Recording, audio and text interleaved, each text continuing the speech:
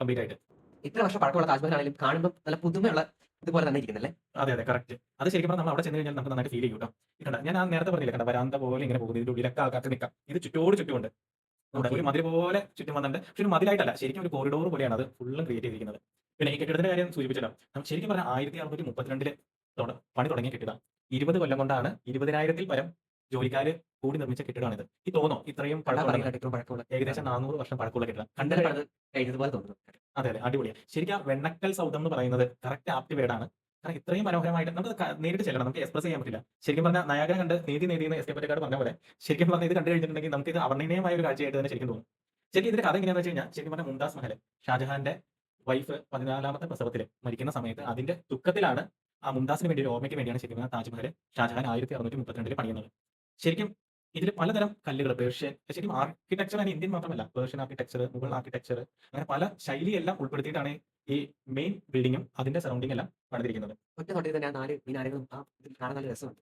നല്ല രസമുണ്ട്. പക്ഷെ അതിലൊരു കാര്യമുണ്ട്. ഈ 4 മിനാരങ്ങളും നമ്മൾ ഇതിൽ നോക്കിയാൽ മതി. ആ പുറത്തേക്ക് ഒരു സൈഡ് ഇത്തിരി പുറത്തേക്ക് ചെരിഞ്ഞിരിക്കണേ നോക്കിക്കേ. അതെ. അതെന്തുകൊണ്ടാണെന്ന് വെച്ച് കഴിഞ്ഞിട്ടുണ്ടെങ്കിൽ കണ്ടോ, ഈ ഭൂമികുലുക്കമൊക്കെ വന്നു കഴിഞ്ഞിട്ടുണ്ടെങ്കിൽ ഈ 4 മിനാരങ്ങൾ പുറത്തേക്ക് വീണോട്ടെ ആ മെയിൻ ബിൽഡിങ്ങിന് ഒന്നും സംഭവിക്കാതിരിക്കാൻ വേണ്ടിയാണ് അങ്ങനെ ചെയ്തിരിക്കുന്നത്. അതാണ് താജ്മഹലിനെ വ്യത്യസ്തമായിട്ട് നിർത്തുന്നത്. ഈ ഹുമയൂൺ ടോംബ് ഉണ്ട് ഡൽഹിയിൽ.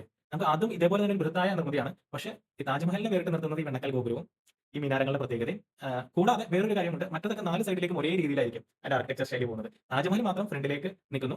ഏത് സൈഡിൽ നോക്കിയാലും പക്ഷെ അത് അവർണ്ണനീയമാണ്. എത്രയൊക്കെ പറഞ്ഞു കഴിഞ്ഞാലും നമുക്ക് അത് വിവരിക്കാൻ അത് കണ്ടു തന്നെ നമ്മൾ കണ്ടു തന്നെ മനസ്സിലാക്കണം അതിന്റെ ഇത്.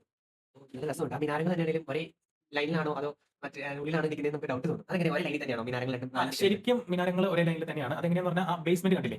ആ ബേസ്മെന്റ് ശരിക്കും പറഞ്ഞാൽ ആ താഴെ നിൽക്കുന്ന ആൾക്കാരെ നോക്കിയാൽ മതി അതിന്റെ ഹൈറ്റ് എന്തോരം ഉണ്ടെന്നുള്ളത്. ആ ബേസ്മെന്റ് സ്ക്വയർ ടൈപ്പ് ബേസ്മെന്റ് ആണ്. ആ ബേസ്മെന്റിന്റെ 4 മൂലയിലായിട്ടാണ് ഈ ഓരോ മിനാരങ്ങളും നിൽക്കുന്നത്. ചേട്ടാ ഒരു ഡൗട്ട്. ഈ നേരത്തെ നമ്മൾ ഫോട്ടോസ് ഒക്കെ കാണുമ്പോൾ ഫ്രണ്ടിൽ വെള്ളം കാണാറുണ്ട്. ഇതിപ്പോ എന്താ വെള്ളമൊന്നും ഇല്ലാത്തെ? ശരിക്കും ഈ ബ്ലൂ കളർ പെയിന്റ് അടിച്ചേക്കുന്നതൊക്കെയാണ് ശരിക്കും വെള്ളം നിറച്ച് അവിടെ ഇങ്ങനെ ആ താജ്മഹൽ മുതൽ ഈ മെയിൻ എൻട്രൻസ് വരെ ഒരു വെള്ളത്തിന്റെ ഒരു എന്താ തോടെന്ന് പറയാൻ പറ്റില്ല. ഒരു ഫൗണ്ടൈൻ പോലെ ക്രിയേറ്റ് ചെയ്ത് വെച്ചിരിക്കുന്നത്. അപ്പൊ അത് ഇപ്പൊ മെയിന്റനൻസ് കാര്യങ്ങൾ വരുമ്പോൾ ഒരു വെള്ളം മാറ്റിയിട്ട് ചെയ്യുന്നതാണ്. ഇപ്പൊ ഞാൻ ചെല്ലുന്നതിന്റെ പിറ്റേ ദിവസം യുഎസ് വൈസ് പ്രസിഡന്റ് വരുന്നുണ്ടായിരുന്നു. അപ്പൊ ഇതൊക്കെ ഒന്ന് അണിച്ചൊരുക്കി നല്ല ഭംഗിയായിട്ട് അവർ മെയിന്റനൻസ് കാര്യങ്ങൾ ചെയ്തുകൊണ്ടിരിക്കുകയാണ്. ഓക്കെ. അതുകൊണ്ടായിരിക്കാം വെള്ളം പറ്റിച്ച് വെച്ചിരിക്കുന്നത്. പക്ഷെ വെള്ളത്തോട് കൂടി അതിന്റെ റിഫ്ലക്ഷൻ ഒക്കെ താജ്മഹലിനെ കാണാനായിട്ട് ആ നല്ല അടിപൊളിയായിരിക്കും. ഫോട്ടോസിലൊക്കെ പണ്ടേ കണ്ടിട്ടുണ്ട്. അത് ഓരോ തവണ താജ്മഹലിന്റെ അത്രയും വ്യത്യാസമായിട്ട് വരും. കാരണം പകലൊരു രീതിയിലായിരിക്കും അതിന്റെ പ്രതിബിംബം കാണുന്നത്. അതിന്റെ നിറവും കാര്യങ്ങളൊക്കെ കാണുന്നത്.